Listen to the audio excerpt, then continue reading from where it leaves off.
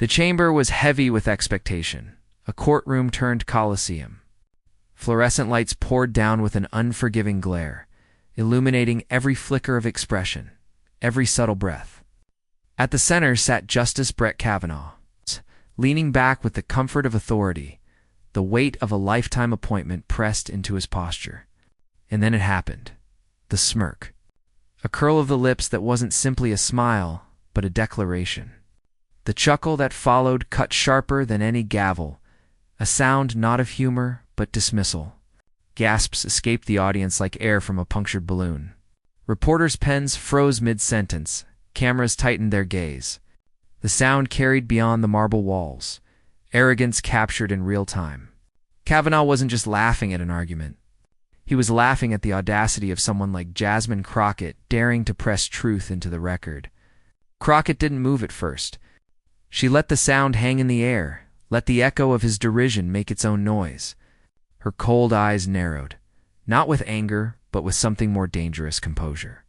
In that pause, silence grew deafening. It was the kind of silence that tilts the balance of power, the kind that makes an entire room ask, what happens next? Kavanaugh's chuckle was supposed to end the moment, to close the book on her words. Instead, it opened a new chapter. Crockett leaned ever so slightly forward, her stillness an act of defiance against his ease. This wasn't just a legal debate.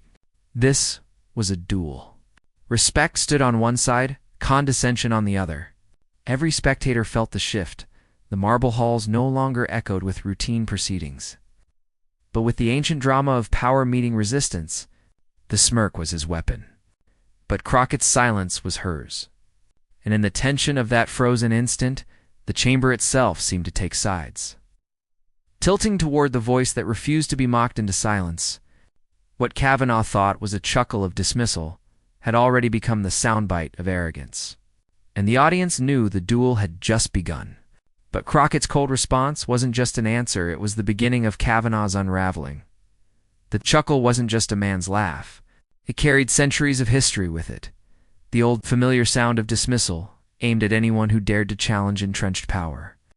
In that single moment, Brett Kavanaugh wasn't merely a justice sitting on the nation's highest court. He was the embodiment of a system that had long told women, minorities, and truth-tellers, your words don't matter here. This wasn't a senator mocking a witness. This wasn't a colleague brushing aside a peer. This was a Supreme Court justice, a man whose decisions ripple outward for decades, bending the lives of millions, shaping who gets protection and who gets left vulnerable. Every laugh, every smirk, was magnified 1,000 times over because of the seat he held. His authority was not temporary. It was designed to outlast presidencies, to sculpt the very definition of justice. And yet, across from him, sat Jasmine Crockett. She was not draped in robes of lifetime power, but in the raw armor of lived truth. Every word she carried into that chamber was heavy with the weight of communities often left out of those legal books. Kavanaugh cited, she was not supposed to have the same authority, but what she had was something far more disruptive. She had authenticity, conviction, and the ability to cut through pomp with clarity. In that exchange, the stakes expanded far beyond two figures. It became a referendum on America's soul. Who defines justice? Is it the smug elites who laugh at challenges, or the grassroots truth that refuses to be silenced? Is justice born from marble chambers and precedent, or from the lived experiences of those who fight to be seen and heard? The chamber reflected the split. On one side, you could feel the old guard exhale with confidence. Certain Kavanaugh had swatted away his challenger with the casual ease of a man untouchable. On the other side, silence and stillness grew into electricity. As if the collective hope of the unheard leaned in, whispering, "Hold your ground. Don't let the smirk win." That's what made Crockett's stillness so powerful. She didn't rush to speak, didn't stumble over a defense. She let the smirk hang, and in that stillness, she reframed the entire confrontation. Kavanaugh thought his chuckle was an ending, but Crockett made it a beginning. And here lies the danger for the powerful. A single act of arrogance can become the very crack that undermines their authority. The history books are filled with moments where one dismissive gesture turned into a rallying cry, where one laugh turned into a symbol of contempt, Crockett understood that instinctively. Her silence wasn't submission. It was the storm before the clap of thunder. It told every person watching, whether in the chamber or across millions of screens, that she wasn't just speaking for herself. She was carrying the voice of every woman cut off mid-sentence. Every immigrant told they didn't belong, every worker dismissed by a boss's smug smile. The duel wasn't about policy points anymore. It wasn't about a single debate. It was about who America was going to listen to. A justice laughing from the top of the pyramid. Or a congresswoman standing her ground at the base, demanding to be heard. And as the camera zoomed in, as the nation leaned closer, one thing became clear. This wasn't simply another exchange lost in the noise of politics. What happened next rewrote the meaning of power on live TV. Brett Kavanaugh did not arrive in that chamber as a blank slate. His very presence carried years of controversy, scars from one of the most divisive confirmation battles in modern American history. His name alone could summon memories of packed hearing rooms, late-night debates, and a country split down the middle. For millions, his confirmation was not just about seating a justice. It was about what kind of behavior America was willing to excuse in exchange for preserving. Power, the world remembers those hearings, the fiery testimony, the accusations of misconduct, searing voices that demanded to be heard, and the political machinery that rushed to drown them out. Kavanaugh emerged from that storm not as a symbol of impartial law, but as a reminder of how institutions often bend to protect their own. For many, the moment he was sworn in was not a triumph of justice, but the triumph of privilege. And from the bench, that pattern continued. His record revealed a consistent thread, decisions that tilted toward the already powerful rulings that narrowed protections for workers, women, for marginalized communities. When corporations clashed with individuals, when authority clashed with dissent, too often his vote found its home with the entrenched, not the vulnerable. He framed his reasoning in careful legalese. But the outcomes told their own story. Kavanaugh cultivated a reputation for calmness, the polite, measured demeanor of a justice above the fray, but beneath that carefully controlled exterior was something less noble, a tendency to dismiss those who challenged him. Not with substantive engagement, but with smirks, sighs, and that signature chuckle. It was the laugh of someone certain of their permanence, certain their robes placed them beyond reproach. That chuckle, repeated across hearings and exchanges, became its own kind of shield. Why argue when you can belittle? Why wrestle with truth when you can reduce it to an emotional outburst? Brushed aside with a smile that says, "This conversation isn't even worth my time." It was a tactic as old as power itself, the mockery of those who stand outside the circle of influence. And yet, Kavanaugh publicly clung to a narrative of impartiality. He presented himself as a referee of the law, a guardian of fairness. He spoke often of balance, of restraint, of fidelity to precedent. But his decisions revealed a steady tilt, a hand that quietly pressed the scales in favor of those already standing tall. That gap between words and deeds, between posture and performance, became the foundation of his hypocrisy. He wore the robe of neutrality, but acted as a protector of privilege. Every justice leaves a legacy. But Kavanaugh's was already defined by tension. The contradiction between the man he claimed to be and the man the public saw. He said he would listen, but he chuckled when confronted. He said he valued equality, but his record consistently aligned with structures that kept inequality intact. His presence was meant to project confidence, but the very sound of his laugh revealed the insecurity of someone who could not allow himself to be challenged at. For opponents, this hypocrisy was galling. For supporters, it was invisible. The laugh became a reassuring gesture, proof that he remained unbothered, unshaken. But history rarely favors those who confuse arrogance with strength. The greatest downfalls often begin not with dramatic collapses, but with small cracks, gestures, habits, moments that expose the truth behind the mask. Kavanaugh's smirk in that chamber was not an isolated expression. It was the culmination of years of behavior, the distillation of a worldview. It told Crockett and every witness that he had no intention of treating her words with the gravity they deserved. It told the nation watching that power once again could afford to laugh in the face of truth. but arrogance has its limits. A laugh can dominate a moment, but it cannot silence an entire generation. A smirk can dismiss a sentence, but it cannot erase lived experience. History shows that condescension has a way of backfiring, of galvanizing those who are mocked into movements that cannot be ignored.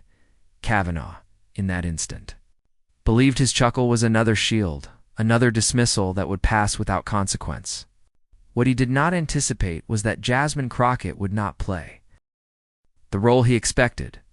She was not there to be laughed away. She was there to expose the hollowness beneath that polished exterior, to cut through the mask of neutrality he claimed to wear. And so, while Kavanaugh leaned on the same old tactic, a chuckle to reduce, a smirk to silence, the stage was quietly being set for something far more dangerous to his image. Because in the theater of politics, laughter is only powerful until it is turned against you, and chuckles, no matter how confident, turn hollow when truth cuts through. Asterisk. Jasmine Crockett's story does not begin in the marbled halls of Congress. It begins in Texas courtrooms, where the air was thick with tension, where power strutted in tailored suits, and where voices like hers were often treated as interruptions rather than authority. She learned quickly that if she was going to survive, let alone win, she could not afford to flinch. Those early battles defined her. She wasn't representing the wealthy or the well-connected. She was defending those who had been pushed to the margins, clients who couldn't buy influence, who had to rely on the sharpness of her mind and the fire in her spirit. In those rooms, bluster was common currency. Prosecutors thundered, judges glared, opposing counsel sneered, and yet Crockett discovered something vital. The louder her opponents got, the more effective calm clarity became. Intimidation collapsed in the face of unshakable composure. That crucible forged her. Each case she argued wasn't just about legal points. It was about dignity. Every time she stood up for someone dismissed, she was standing against a system that too often said, "You don't belong here." By the time she entered public office, Crockett had built not just a resume, but a reputation, one of resilience, intelligence, and the refusal to be silenced.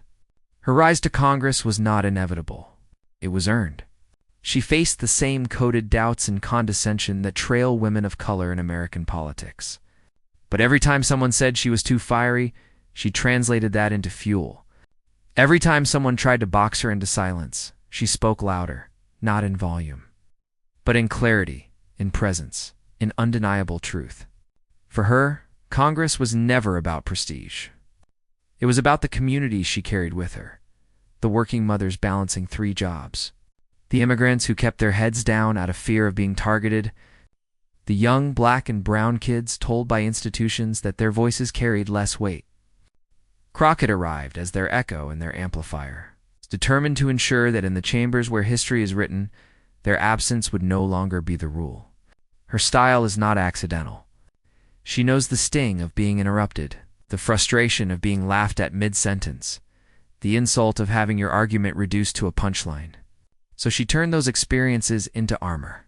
When opponents raised their voices, she steadied hers. When they sneered, she looked them in the eye until they broke the gaze. She understood what many never learn, that composure, when rooted in conviction, is stronger than any outburst of arrogance. And yet Crockett is not cold. Her fire comes not from ego, but from empathy. Every question she asks in a hearing, every speech she delivers on the floor, carries the weight of lives lived under silence. She doesn't just speak for herself. She speaks for those whose stories are ignored until someone forces them into the record. That is why her words sting her opponents so deeply, because behind them lies not theory, but reality. When Crockett entered that chamber with Brett Kavanaugh, she carried all of this with her. She was not just another Congresswoman facing a Supreme Court justice. She was the culmination of every fight against intimidation she had endured. Every courtroom glare she had met without flinching, every condescending remark she had answered with sharper truth.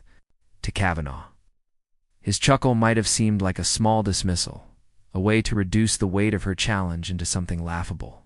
But to Crockett, that sound represented centuries of women and minorities laughed out of the room, silenced by mockery rather than argument. That chuckle was not just his. It was the echo of every time someone like her had been told they weren't serious, that they weren't worthy of the same respect, that their truths were less than the comfort of those in power. And so in that moment, the balance of power was not what it appeared. Kavanaugh may have worn the robe, but Crockett carried the history of the unheard. His authority came from appointment. Hers came from resilience. He sat on the bench because the powerful placed him there. She stood in that chamber because the people sent her. One embodied the entrenchment of privilege. The other embodied the defiance of history itself. Her composure in the face of his smirk was not just about her training as a lawyer or her skill as a legislator. It was about something deeper, a promise to those who had trusted her with their voices. She knew that every dismissive laugh was not just about her, but about them, and so she would not be silenced. What makes Crockett's presence so electrifying is that she embodies the duality of steel and soul. She can cut through arrogance with surgical precision, but she does so not out of spite, but out of obligation to justice. She is proof that empathy does not weaken resolve. It strengthens it. Her sharpness is compassion weaponized against cruelty. Her calmness, the product of knowing she does not stand alone. And that is why the moment mattered. Because when Kavanaugh chuckled, it wasn't just an exchange between two individuals. It was a clash between eras, between the entitlement of dismissive power and the endurance of those long silenced. His smirk was the voice of history trying to keep its grip. Her response would become the voice of history breaking free, and that unshakable fire was about to answer Kavanaugh's smirk. The chamber was heavy with silence at first, the kind of silence that magnifies even the smallest gesture. Brett Kavanaugh leaned forward, his posture casual but loaded with the quiet arrogance of someone who has rarely been challenged without consequence. His eyes fixed on Crockett, and with a half-smile, he let out another chuckle, louder this time, more deliberate.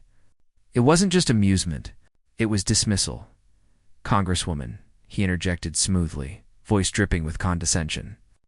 "Perhaps you don't quite understand how constitutional precedent works." The words hung in the air, calculated to diminish her authority. To remind everyone of his robes, his seat, his title. The conservative members in the chamber nodded in agreement, some smirking as though the exchange was already over, their champion having scored his point. To them, Crockett was an upstart voice, bold but temporary, speaking to power that they believed untouchable. But Crockett didn't flinch. Her pen stilled on her notepad. She lifted her eyes, cold and unwavering, and met Kavanaugh's smirk with a composure that seemed to stop time. "With all due respect, Justice Kavanaugh," she said evenly, "I understand exactly how precedent works. What I don't understand is why you believe precedent should shield power from accountability rather than protect the people it was meant to serve." The sentence sliced cleanly through the chamber. A ripple passed through the audience. Progressives leaning forward, conservatives stiffening. Unsure whether to scoff or to stay silent, Kavanaugh tried again, his voice tightening. The chuckle now accompanied by a patronizing shake of his head. "That's a very creative interpretation, Congresswoman. But constitutional law isn't about passion. It's about discipline, about rules. Maybe that's difficult for someone without judicial experience to appreciate." This time, the insult was clear. A murmur spread across the room, half amusement, half outrage. The divide was sharp. On one side, quiet approval at Kavanaugh's attempt to belittle her.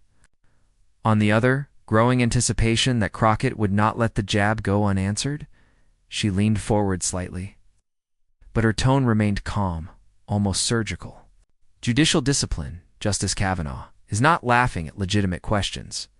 Discipline is knowing that your role is to interpret the law without bias, not to place yourself above the people you serve. Discipline, she paused, eyes steady on his, is remembering that the Constitution belongs to the people, not to you. Gasps rose, not because her words were shouted, but because they were precise, deliberate, undeniable. It was a surgeon's cut, not a sledgehammer, and it landed with the force of truth. Kavanaugh's smirk faltered, but he tried again, chuckling louder now, as though volume might substitute for confidence. "Congresswoman, I admire your passion, But passion doesn't win arguments. Facts do. And the fact is, this line of questioning is beneath the dignity of this chamber. There it was again, dismissal disguised as civility, arrogance dressed as authority. Conservatives in the room nodded with approval, but their satisfaction carried an undertone of nervousness. The progressives, meanwhile, were on the edge of their seats, waiting for what they sensed was coming. Crockett didn't rush. She let the silence expand until it became uncomfortable. She let his words hang in the air, exposed and brittle. Then, in a voice steady as steel, she replied, "No, Justice Kavanaugh. What's beneath the dignity of this chamber is pretending that a laugh is an argument. What's beneath the dignity of this chamber is using your title to dismiss questions that millions of Americans demand answers to. And what's beneath the dignity of this chamber is assuming that because I do not wear your robe, I do not understand justice." The words struck harder than any shout could. The progressive side erupted in murmurs of approval, while even some of the neutral onlookers found themselves stunned by her calm precision. Kavanaugh's chuckle caught in his throat, the sound suddenly hollow, no longer carrying the same weight it had moments ago. The duel was no longer hidden beneath politeness. It was open, raw, undeniable. His arrogance against her resolve, his dismissiveness against her unshakable dignity. The room itself seemed split down the middle, half clinging to the old power, half witnessing the rise of a new one. And then came the moment Kavanaugh thought he had the upper hand, the moment Crockett turned into his undoing. The chamber's oxygen shifted the moment Crockett straightened her notes. She didn't raise her voice, didn't gesture wildly. Instead, she drew in the silence Kavanaugh's chuckle had left hanging, then spoke with a clarity that cut sharper than any outburst ever could. "Justice Kavanaugh," she began, her words cool and deliberate, "you sit on a bench that traces its authority back to Marbury v. Madison, a ruling that established judicial review itself. The power you wield is historic, immense, and enduring. And yet, somehow, you believe it's acceptable to reduce questions of constitutional accountability to a laugh." The smirk slipped barely, but noticeably. His fingers fidgeted against the armrest, a crack in the facade. Crockett pressed on, her voice steady, each word a scalpel. "Let me remind you, sir, that Brown v. Board was once dismissed by men in power as an overreach. Loving v. Virginia was mocked as absurd. And Roe v. Wade for decades was sneered at and belittled, but it defined freedom for millions. Each time, those in your position, cloaked in confidence, in robes and privilege, chuckled at the very idea that progress could rewrite the law. And yet progress came. A murmur rippled through the audience. Progressives leaned in, sensing the weight of her words, while conservatives shifted uncomfortably. Realizing her rhythm was building toward something unstoppable, Kavanaugh attempted to interrupt, his voice low but strained. "Congresswoman." Those cases, but Crockett raised her hand slightly. Not in defiance, but in command of the moment. "No, Justice. You've had centuries of men laughing in these chambers. This moment, right now, belongs to every woman told her questions don't matter. It belongs to every immigrant dismissed as too passionate, every black voice told to calm down, every young American silenced because someone older smirked and said, 'You don't understand.' Gasps again, this time louder, roar. The line landed like a gavel's strike. Kavanaugh shifted in his seat, his smirk faltering into a tight line. His eyes darted briefly toward his allies, but no reassurance came.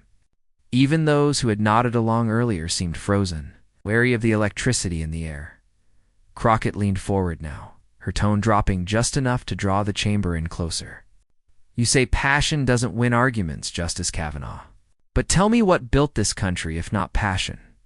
Was it not passion that fueled the abolitionists who tore down slavery's grip? Was it not passion that led women to demand the vote, though men in power laughed them out of these halls for decades? Was it not passion that marched children across a bridge in Selma while the law, as you interpret it, said they had no right to stand equal?" Every word was a hammer. The chamber grew tighter, smaller, as though everyone inside had been pulled into her orbit. The chuckle that once commanded the room now seemed trivial, pathetic even, against the sweep of history she invoked. She paused, letting the silence breathe. Oh. Then she delivered the line that broke the smirk completely. Justice Kavanaugh, passion is what brings progress to the law.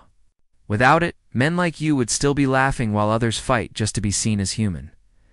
The silence was total. Even the usual rustle of papers, the shifting of chairs, had stilled. All eyes were fixed on the man who moments ago carried himself with untouchable confidence. Now, under Crockett's unrelenting clarity, his body language betrayed him. A stiff jaw, a quick swallow, averted eyes. Crockett wasn't finished. She opened her folder, pulling out a printed sheet. "You say facts matter." "I agree. So here are the facts. In your decisions, you've sided consistently with corporations over workers, with power over the powerless, with privilege over equity. That is a record, not an interpretation. That is your truth, Justice Kavanaugh. And you can't laugh that away." She read aloud excerpts. Passages where his opinions dismissed voting rights claims, where he narrowed protections for women seeking justice in the workplace, where he chipped at civil liberties. Each citation was another blow, carefully delivered, undeniable in its precision. Kavanaugh's allies tried to shift the energy, whispering, clearing throats, attempting to reassert control of the narrative. But the room had already shifted. Every word Crockett spoke carried the weight of something larger than one exchange. And then she brought it home. Closing the folder slowly, she looked directly at him. "You call my questions beneath this chamber's dignity. I call your dismissiveness beneath the dignity of justice itself. Because justice is not served by laughter. Justice is served by listening and by answering when the people demand truth." The chamber exhaled all at once. For a beat, there was silence, the kind that follows something historic.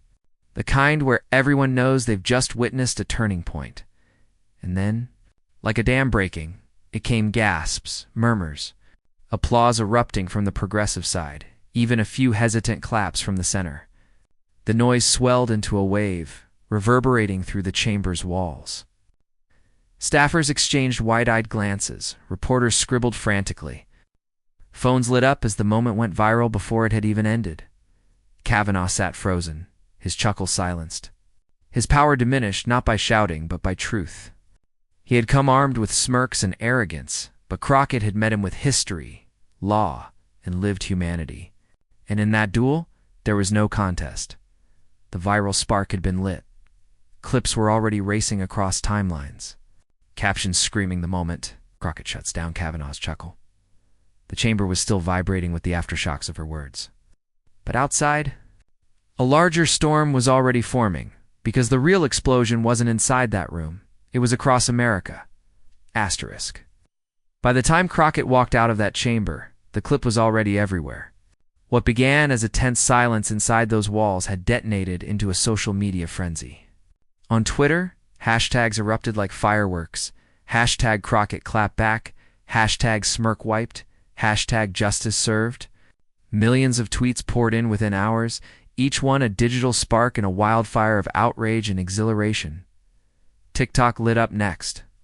Creators looped Kavanaugh's chuckle, cutting it off just as Crockett's icy stare froze him in place.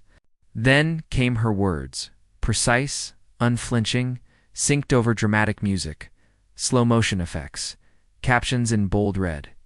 One viral edit played her line, "Justice is not served by laughter," over images of Selma marches and civil rights protests.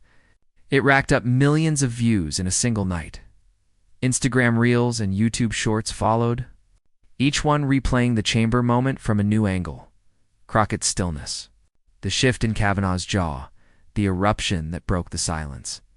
The smirk, once his shield, was now a meme, photoshopped onto crumbling statues, paired with captions like, "Smirk now, answer later," and then the late-night comedians joined in.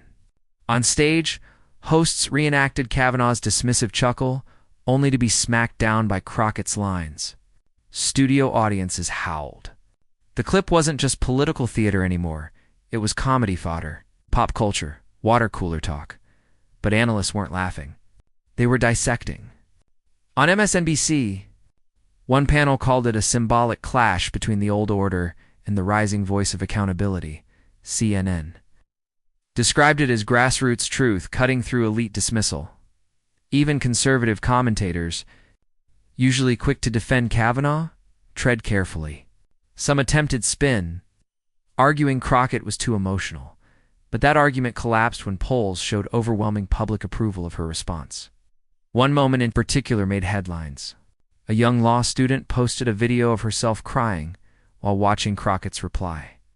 "I've sat through classrooms where professors chuckled the same way," she said. "Tonight, I saw someone stand up to it and win." That video alone garnered tens of millions of views, resharing across platforms as proof that Crockett's defiance had tapped into something deeper than politics. The ripple effects spread beyond the internet. News outlets overseas picked up the story. In London, a morning paper ran the headline, "American Congresswoman silences Supreme Court Justice with cold fury." In South Africa, broadcasters described it as a confrontation echoing struggles familiar across the world: voice versus power, truth versus dismissal. Inside Washington, strategists scrambled. For progressives, it was a rallying cry, proof that authenticity could shatter condescension. For conservatives, it was a nightmare. Their strongest symbol of authority had been reduced to a punchline in under 5 minutes. Crockett herself didn't bask in the attention. Her team issued a single line to reporters. "Congresswoman, Crockett believes every voice deserves respect, especially when power tries to laugh it away. No victory lap, no gloating. Just the kind of quiet dignity that only magnified her strength." But the public did what? The public always does with viral moments. It turned them into culture. T-shirts appeared overnight. "Justice is not served by laughter." Stickers read, #smirk wiped. Even protest signs carried her words in Tatha streets where crowds demanded accountability on broader issues. It was more than a clip. It was a mirror reflecting centuries of smirks aimed at those told to wait their turn, to be quieter, to let others define justice. And for once, the mirror cracked. Yet behind the memes, the applause, the viral edits, and late-night jokes, something else lingered, something weightier. Because this wasn't only about one chamber, one chuckle, one takedown. It was about power. Who holds I? Who challenges it? And what happens when someone refuses to let a laugh dismiss their truth? Yet beyond the memes and applause, a deeper reckoning was stirring in the days that followed. When the frenzy began to cool and the memes gave way to reflection, a deeper truth settled in. Jasmine Crockett's confrontation wasn't remembered as a savage takedown for its own sake. It was remembered as a declaration that dignity would no longer bow to dismissal, and that arrogance, no matter how powerful, would not be allowed to masquerade as justice. She herself made it clear. This wasn't about humiliating a justice. It wasn't about theatrics. It was about standing in the breach, refusing to let a smirk erase centuries of struggle, sacrifice, and hard-won progress. To her, every chuckle Kavanaugh had offered wasn't just his own. It echoed with the long history of elites brushing off the concerns of the voiceless. And so, her words had carried more than a rebuttal. They carried a vow. "Chuckles fade," she said in a later interview. Her voice measured but firm. "Truth echoes." That single line crystallized the entire clash. A smirk lasts for a second, maybe a headline cycle, but truth, spoken with courage, resonates across time. It becomes a rallying cry for those who have been told to shrink themselves, for those dismissed in classrooms, workplaces, and courtrooms. And that was the contrast America saw so vividly. On one side, Kavanaugh cloaked in robes of authority, his chuckles hollow, his power rooted in a hierarchy that has too often ignored accountability. On the other, Crockett, grounded not in pedigree, but in lived experience. Her power drawn from the people she represents.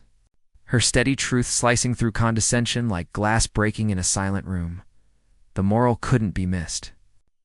Authority without respect is fragile. Dismissal without substance crumbles when faced with conviction. What had once looked like unshakable power was reduced to a nervous laugh when the foundation beneath it, credibility, trust, moral weight began to give way.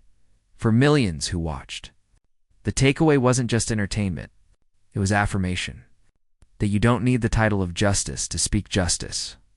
That the measure of leadership isn't in who can chuckle loudest, but in who can remain unshaken. When the stakes rise, the confrontation was more than viral content. It was a parable of American democracy itself. Do we allow arrogance to define the meaning of justice? Or do we demand a justice that listens, respects, and represents? The clash reminded people that the answer isn't abstract. It's lived every day in courtrooms, schools, neighborhoods, wherever someone decides whether to smirk or to listen. And in that chamber, with cameras rolling and the nation watching, it was Crockett's steady resolve that carried the day. She reminded America that true power isn't in the seat you occupy, but in the truth you carry. But as the echoes faded into the wider debates about democracy, power, and accountability, one haunting question remained in the air, whispered on talk shows, debated in classrooms, typed in countless comment sections across the internet. Who do we trust with America's justice? Asterisk. In the end, the story circled back to its unforgettable spark. Justice Kavanaugh chuckled, dismissive and smug, but it was Jasmine Crockett who stood tall, steady, and unflinching. He laughed. She answered. And it was her answer, not his smirk, that history will remember. For millions watching, that moment wasn't just political theater. It was personal. It was a reminder that truth can pierce arrogance, that dignity can silence dismissal, and that when someone dares to stand firm, they carry countless voices with them. If you felt that surge of justice when Crockett spoke, you weren't alone. The nation felt it too. The applause, the memes, the hashtags, they weren't only about her. They were about every person who has ever been told their voice didn't matter. That's why this channel exists, to spotlight those moments when power is challenged, when arrogance is unmasked, when dignity prevails. And if you believe in amplifying those voices, then don't just watch, join. Subscribe now, share this story, and be part of the community that refuses to let truth be silenced. Every click, every share, every comment adds to the chorus demanding better. Because this wasn't just a clash in a chamber. This was a reminder, raw, unscripted, undeniable of who truly speaks for America. And the answer isn't in a chuckle. It's in the courage to stare it down and speak anyway. The story doesn't end here. It continues with you. Will you carry it forward?